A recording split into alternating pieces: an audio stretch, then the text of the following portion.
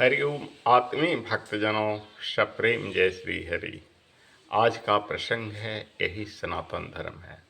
सनातन धर्म जिसका ना तो आदि है और ना अंत है, उसे सनातन धर्म कहते हैं। इसे ही आर्य संस्कृति कहते हैं, इसे ही हिंदू धर्म कहते हैं। इसका प्राचीन नाम है सनातन। सनातन का मतलब है जो सत्य और शाश्वत हो, जो कभी मरा नहीं हो और कभी जन्मा नहीं हो, वो धर्म सनातन धर्म है। इसकी न कभी मृत्यु हुई है और न ये कभी जन्म लिया है। ये शुरू से है और अंत तक बना रहेगा। जितनी भी धर्म है, जैसे इस्लाम को लीजिए तो कुछ ही वर्ष पूर्व उसका जन्म हुआ। 2000 से पहले 1500 से ऊपर शायद हो रहा है। ईसाई धर्म का ये 225 वर्ष जो 225 ईस्वी चल रहा है, बस ईसा मसीह के शुरू से ही यही। लेकिन सनातन धर्म, इसका कोई आदि नहीं प्राप्त कर सकता है, न कोई अंत प्राप्त कर सकता है। न जाने कितनी करोड़ों अरबों खरबों वर्ष का यह धर्म है। राम आए, कृष्ण आए, बुद्ध आए, सब आए, सब चले गए, पर सब सनातनी थे और सब सनातनी ही रहे। सबने आज संस्कृति का विकास और विस्तार किया, किंतु धर्मों की एक होड़ तब से हो गई जब से कुछ लोग अपने पंथ का विस्तार करके उसे ही धर्म मानने लगे। जैसे इसी हिंदू संस्कृति में जन्म लिए भगवान बुद्ध, तत्कालीन धर्म से अप्रभावित होकर उन्हें जो बुरा लगा, थी तो आर्य ललना हिंदू धर्म के ही बेटे थे, परंतु उस वक्त कुछ विषाक्तता इस तरह से बढ़ गई थी जग में, बलि आदि हिंसा, जो भगवान करुणा रूप थे, इसलिए उसके कारण उन हिंसाओं की निंदा की और कुछ गलत कर्मकांड। हर धर्म में गलत होता है, ऐसा नहीं कि सिर्फ हिंदू धर्म ही गलत होता है। मुसलमानों में भी हिंसा होती है, जबकि मुस्लिम का धर्म हिंसा करने के लिए नहीं कहता है। कुरान शरीफ की आयतों पढ़िए, सूरह हज में जाकर हिंसा करने के लिए नहीं कहता है। बाइबल का न्यू टेस्टामेंट, ओल्ड टेस्टामेंट में बहुत सारे ऐसे श्लोक हैं जो हिंसा करने के लिए नहीं कहता है। हिंदू धर्म में भी हिंसा करने के लिए नहीं कहता है, परंतु इसी हिंसा का विरोध करके भगवान बुद्ध ने जिस धर्म का प्रतिपादन किया, बौद्ध कहला गया। ईसाइयों ने इसी हिंदू धर्म से प्रेम और करुणा निकाली, जो कि हिंदू धर्म का ही अंग है। प्रेम और करुणा, प्रेम और करुणा, सभी से प्रेम करो, तो वो एक अलग ईसाई कहा गया। जबकि वो कृष्ण भक्त थे ईसा मसीह, मैंने पढ़ा है, और उनकी जो बाइबल है उसकी बहुत सारी सेंटेंस हैं, यानी वाक्य गीता की श्लोकों का अंग्रेजी रूपांतरण है। मैंने आदि से अंत तक बाइबल पढ़ा तो उसमें मैंने पाया कि सब कुछ गीता का ही रूपांतरण है। हाँ, कुरान शरीफ को मैंने नहीं देखा, कुछ आयतें पढ़ी है, परंतु आदि से अंत तक नहीं पढ़ा। परंतु वो भी हिंदू धर्म से लिया गया एक ईश्वरवाद है। हिंदू धर्म जिस ब्रह्म का प्रतिपादन करते हैं कि ब्रह्म एक है, उसी के अनेक रूप हैं, उसी को उसने अल्लाह खुदा करके भगवान को एक मान कर दिया। हम डूबते हुए सूरज को भी नमन करते हैं, उगते हुए सूरज को भी नमन करते हैं। हम पूरब पश्चिम सारे दिशाओं के वंदन करते हैं। उसने पश्चिम दिशा की मान्यता दी और उसका खुदा पश्चिम में रहने लगा। हिंदू धर्म से ही लिया। सूर्य जब डूबता है तो उस अस्ताचलगामी सूर्य को ही पहले अर्घ देने वाले लोग नमस्कार करते हैं। गायत्री मंत्रों की भावार्थ सभी धर्मों में है, कुरानों में भी है और बाइबल में भी है। तो हम पाते हैं कि सब इसी का रूपांतरण है। ये शुरू से हिंदू धर्म रहा है, अंत तक रहेगा, लेकिन ये धर्म कुछ दिनों का है और कुछ दिनों में समाप्त होता नजर आ रहा है। आप जाके देखिए, हमारे यहाँ की लड़कियाँ शर्ट पैंट पहनती है, लेकिन अमेरिका में साड़ियाँ पहनती है। हमारे यहाँ के लड़के शर्ट पैंट पहनते हैं, अमेरिका में धोती कुर्ता का प्रचलन होने लगा है। हरे राम हरे कृष्ण सब लोग गाते हैं, झूम झूम कर गाते हैं। हमारी संस्कृति से इंडोनेशिया प्रभावित है, जो मुस्लिम कंट्री है। हमारी संस्कृति से इंग्लैंड प्रभावित है। निवेदिता कहाँ की थी? इंग्लैंड की थी। भारत में आकर अपना जीवन समर्पित करके विवेकानंद के श्री चरणों में रहे। ऐसे अनेकों उदाहरण हैं। ये जो हस्तरेखा के विद्वान कीरो थे, कीरो ने भारत में आकर हिमालय की गुफाओं में तपस्या किया और हिंदू बाबाओं से हस्तरेखा की जानकारी प्राप्त करके उन्होंने अंग्रेजी में अपना हस्तरेखा का किताब लिखा। उनकी बहुत सारी बातें हिंदू धर्म शास्त्रों से एग्जाम्पल दिया गया है हस्तरेखा की। कीरो का अगर किताब हम पढ़ते हैं, हमने तो पढ़ा है, हस्तरेखा मैंने सीखा है, तो बहुत सारे अंग्रेज विद्वानों के किताब पढ़े, कीरो का, विलियम जी बेनहम का, सर स्टीफेंस का, और अपने हिंदू धर्म की भी हस्तरेखाओं को सबसे पहले पढ़ा। तो मैंने पाया कि ये सारे के सारे हिंदू धर्म से लिए गए हैं। मैक्स मूलर क्या था, जो वेदों का अनुवाद किया था, ईसाई था, हिंदू धर्म से प्रभावित था। हमारे किसी को अपना चीज़ अच्छा नहीं लगता है। कहते हैं ना, जग में किसी को एक बड़ा भजन है ना, जग में किसी को अपना, जग में कोहू को प्यारी नहीं अपन नारी दुलारी। अपनी प्यारी पत्नी प्यारी नहीं है, दूसरे के पत्नी को देखता है तो कहता है काश वो मेरी पत्नी होती है। जैसे चंद्रमा गुरु पत्नी की ओर चला गया। इंद्र स्वर्ग से एक सामान्य नारी अहिल्या से रमन करने के लिए धरती पर आया। किसी को, जबकि वहाँ इंद्र के पास नारियों और रमणियों की कमी नहीं थी, सची उसकी सुंदर सी पत्नी थी। उसके बाद इंद्रलोक में मेनका, उर्वशी, रंभा आदि कितनी अप्सराएं दिन रात इंद्र को लुभाने में, रिझाने में लगे हुए रहते थे। तो ये सृष्टि का नियम है कि किसी को अपना चीज़ अच्छा नहीं लगता है, दूसरे का चीज़ अच्छा लगता है। आज भारत की बहनें जींस पहनती है, अपनी साड़ियाँ भूलती जा रही है, किसी को अपना चीज़ अच्छा नहीं लगता है। ये हमारी संस्कृति की विकृति है, इसी को विकृति कहते हैं। और ऐसा अच्छा न लगने वाले की ही निंदा की जाती है। इंद्र की भरपूर निंदा की जाती है, क्योंकि हर जगहों में जलने वाले देवता अगर कोई है इंद्र, हम अगर उन्हें आहुति भी देते हैं तो निंदा में भी कम नहीं। जब कोई तपस्या करता है, इंद्र उसको विघ्न डालने के लिए आ जाते हैं।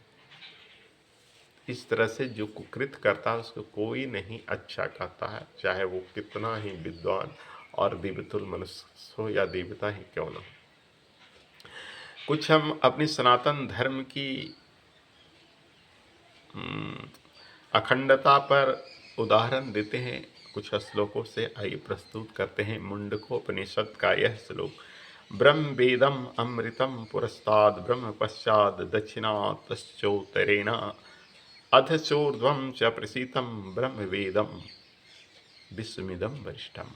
कहते हैं यह अमृत रूप, मृतो विकार दुख शोक आदि से रहित नित्य सत्य पूर्ण परमानंद ब्रह्म ही इस विश्व के रूप में लीला करता हुआ हमारे सामने, हमारे पीछे, हमारे दाहिने, हमारे बाएं, हमारे नीचे, हमारे ऊपर, सर्वत्र ब्रह्म ही ब्रह्म है। यह ब्रह्म ही संपूर्ण विश्व को सर्वश्रेष्ठ वर्णीय सत्य है और ये सत्य स्वरूप है। वहीं शुक्ल यजुर्वेद में और ईशावास उपनिषद में इस तरह से वर्णन आया है। ये श्लोक दोनों जगह पाए जाते हैं।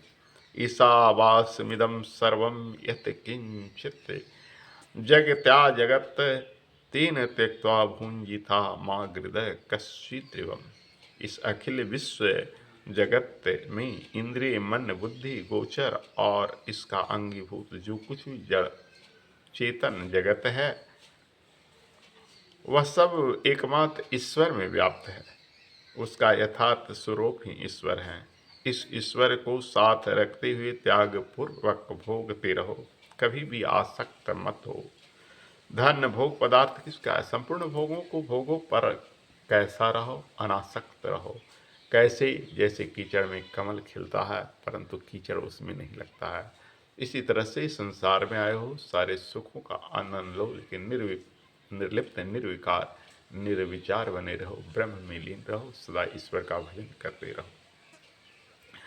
गीता में भी ऐसा वर्णन है, सर्वभूतस्तमात्मानं सर्वभूतानि चात्मनि इच्छते योगयुक्तानाम सर्वत्र समदर्शन। छठे अध्याय का 21वें श्लोक में सर्वत्र सम दृष्टि रखने वाले युग युक्त को सब चराचर भूतों में आत्मा को और आत्मा में सब भूतों को देखता है। वहीं 10वें अध्याय के 39वें श्लोक में भगवान श्री कृष्ण अर्जुन से इस तरह से कहते हैं, यच्चापि सर्वभूतानां बीचम तदम अर्जुनम न तदस्ति विना यस्मान्या भूतम सचराचरम।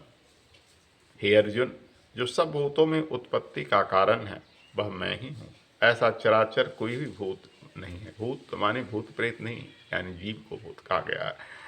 जो मुझसे रहित पृथक है, यह मेरा स्वरूप यानी मैं भगवान ही हूँ। खम वायु अग्निम सलीलम मही च ज्योतिषि सत्वानि दिशो द्रुमादीना सरित्र समुद्राच हरे शरीरम यत किंच भूत प्रणमीतमन्य।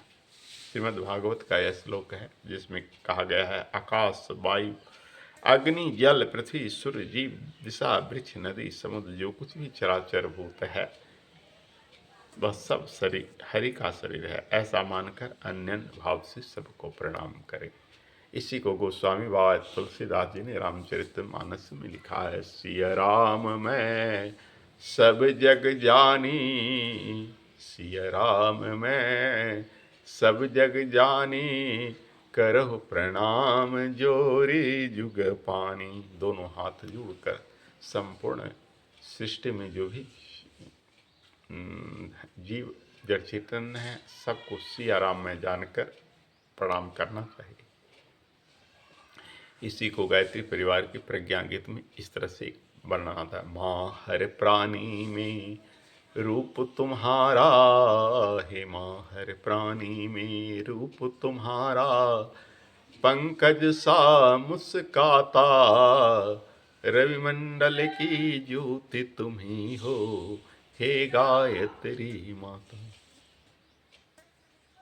यानी जो देवी के उपासक होते हैं, जो ईश्वर का मातृ स्वरूप में उपासना करते हैं, वो संपूर्ण प्राणी में उस माँ को ही देखते हैं। या देवी सर्वभूतेषु मातृरूपेण संस्थिता, नमस्तस्यै नमस्तस्यै नमस्तस्यै नमो नमः। यही भाव का श्लोक दुर्गा सप्तशती में आता है। यानी जिधर देखते हैं उधर तो ही तो है, भजन सुना है नहीं। तो जिस श्लोकों में देखो ईश्वर को ही व्याप्त देखो, और यही सनातन है, यही सत्य है, यही हमारा सनातन धर्म है। इसी को सनातन कहते हैं। जो इन विचारों से ओतप्रोत होगा, जो व्यक्ति की ऐसी मानसिकता होगी कि हर जगह ईश्वर ही ईश्वर है, मंदिरों में भी, मस्जिदों में भी, गिरजा गुरुद्वारों में भी, हम में भी, तुम में भी, खड़क खपर नभ भूमि सब में, हर जगह जो ईश्वर को देखता है वही सनातन संस्कृति के योग पात्र है, वही सनातन धर्म को मानने वाला है, वही आर्य है, वही हिंदू है। बस आज इतना ही, फिर मिलेंगे। देखते रहिए हमारे चैनल से अमृतवाणी, और जहाँ कुछ भूल त्रुटियाँ नजर आए टीका टिप्पणी के माध्यम से बता सकते हैं। आप स्वतंत्र हैं, क्योंकि विचार अनंत हैं, भगवान अनंत हैं, हरि अनंत, हरि कथा अनंता, गावहि सुनहि बहुविधि श्रुति संता। मेरी जो जानकारी है उसे मैंने साझा किया, दुनिया में जिसकी जो जानकारी है वो साझा करते हैं। हर चीज़ हर किसी को अच्छा नहीं लगता है। श्रीमद् भगवत गीता हिंदू धर्म की सबसे पवित्र और सबसे सुंदर ग्रंथ है। मुझे यह पढ़ने में अच्छा लगता है। गीता प्रेस की और गायत्री संस्थान की और भी अन्य कई लोग हैं, लेकिन गीता का प्रचार प्रसार में एक बार ज्ञान गंगा नामक पुस्तक किसी ने दिया, मैंने आधे से अंत तक पढ़ा। मुझे किसी से एलर्जी नहीं है, मैं किसी का भी पुस्तक पढ़ लेता हूँ। मैंने जब उसे पढ़ा तो उसके लेखक राइटर को देखा, खाली बकवास है, और वो खाली बकवास ही डाल रहा है, सबको बरगला रहा है, सबको बहला फुसला रहा है। अपनी संस्था में फ्री में जो रकम आ जाता है उससे फ्री गीता देकर, इससे हिंदू धर्म को कोई क्षति और नुकसान होने वाली नहीं है। तुम्हारी गीता प्रचार प्रसार हर घरों में ज्ञान गंगा पहुंचा दो, लेकिन जो गंगा गीता में है, जो कृष्ण की वाणी में गीता में है, वो कहीं दुर्लभ नहीं। इसीलिए महंगा अगर अमृत मिले तो ले लेना, फ्री में जहर भी मिले तो मत खरीदना, मत लेना, क्योंकि जहर मृत्यु का सूचक है और वो ज्ञान गंगा पुस्तक जहर ही है। भले मेरी वाणी उसके समर्थकों को दिल पर ठेस पहुंचाए, लेकिन मैं बहुत सारी गीताएं पढ़ी है, सारी गीताओं के अनुवाद पढ़े हैं, मुझे गीता से अगाध प्रेम है। इसीलिए ज्ञान गंगा भी दिया तो प्रेम से पढ़ा, लेकिन उसमें उजलूल जलूल तोड़ मरोड़ के समझाया गया है। एक बार की बात है, मैं अपने मंदिर निर्माण के लिए चंदा मांगने के लिए किसी हिंदू भाई की दुकान पर गया था। वो भाई मुझसे प्रभावित थे, मेरी इज्जत सत्कार करते थे, तो मुझे आशा थी कि शायद वो हमारे मंदिर निर्माण के लिए चंदा देंगे, लेकिन वो ओशो के समर्थक थे। हिंदू थे, हिंदू धर्म में सब लोग अपने अपने मत अलग अलग ढंग से समर्थक होता है। मंदिर मंदिर मतिर भिन्ना कहा गया है। उसने कहा ये मंदिर बनाना ठीक नहीं है, आप मेरी पुस्तक पढ़िए। उसने 3-4 पुस्तकें ओशो की दी मुझे। मैं पुस्तक से बहुत प्रेम रखता हूँ, जैसे कोई अपनी प्रेमिका से प्रेम करता है ना, वैसे मुझे कोई पुस्तक उपहार में देता है तो बड़ा गदगद हो जाता हूँ, चाहे जैसा ही पुस्तक हो। मैंने उससे प्रेम से पढ़ा, और जानते हो क्या मिला उस ओशो की पुस्तक में? पहले ही मुझे शुरू में ही मिल गया, मंदिर ऊर्जा का गहन भंडार है। मंदिरों के गुंबज इस प्रकार से बनाए जाते हैं जहां सघन ऊर्जा की वर्षा होती है। मंदिर में लोग घरों से अधिक पवित्रता पूर्वक जाते हैं, और इस कारण से अंदर से भी ऊर्जा निश्रित होती है और ऊपर से भी ऊर्जा उनके ऊपर झरता है, जो उपासकों को मिलता है। मुझे ये लाइन ओशो का लिखा हुआ बहुत सुंदर लगा, उसे अंडरलाइन किया। हमको पॉकेट में कलम रखने का शौक बचपन से ही है। मैंने अपनी इस रेड पेन से उसको रेखांकित कर दिया और जाके कहा, मुरारी भाई तुम्हारी पुस्तक में मुझे मंदिर निर्माण की राह मिल गई, तुम मुझे विचलित कर रहे हो ना, लो पढ़ो इस बात को। फिर वह मुझसे इतना प्रभावित हुआ कि 1000 रुपया तत्काल दिया, और इतना ही नहीं, जब प्राण प्रतिष्ठा करने लगे तो चीनी डालडा आदि पता नहीं बिना मांगे इतना चीज पहुंचवा दिया शरबत वगैरह लोगों को लिए, कि आज वही व्यक्ति हमारे गायत्री परिवार में है, उसकी पत्नी, उसके संबंधी बहुत सारे लोग गायत्री परिवार में हैं।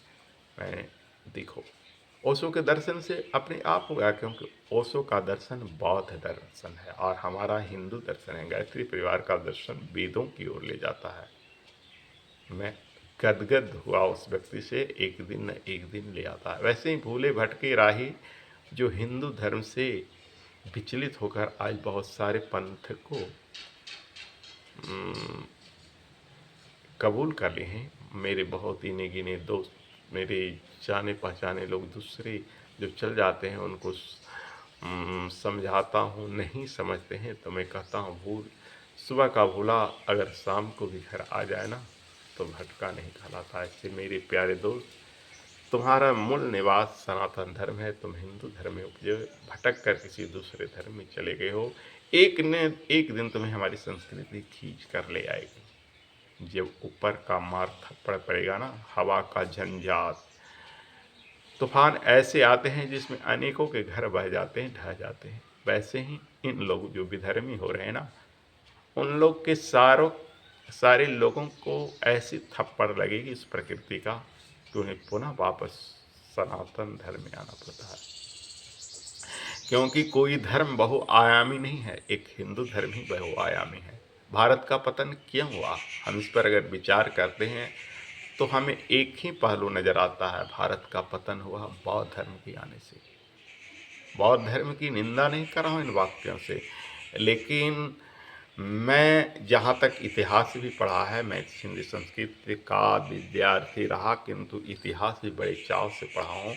जहाँ तक मैंने इतिहास पढ़ा, उन इतिहास के पन्नों में देखा, बौद्ध धर्म को कबूल करने वाले वैसे ही कायर नपुंसक क्लिप राजा थे, जो लड़ना नहीं चाहते थे, जो पत्नी के प्रेम में फंसे थे और दिन रात रनिवास में, और उन चुड़ैलों के साथ, उन दासियों के साथ, उन रमणियों रमणियों के साथ रमन करते थे, जो राजा तो हो गए थे किंतु राजधर्म का पालन नहीं करते थे। वही क्षत्रिय, वही राजपूत जो धर्म को पालन की, वही हिंदू बने रहे।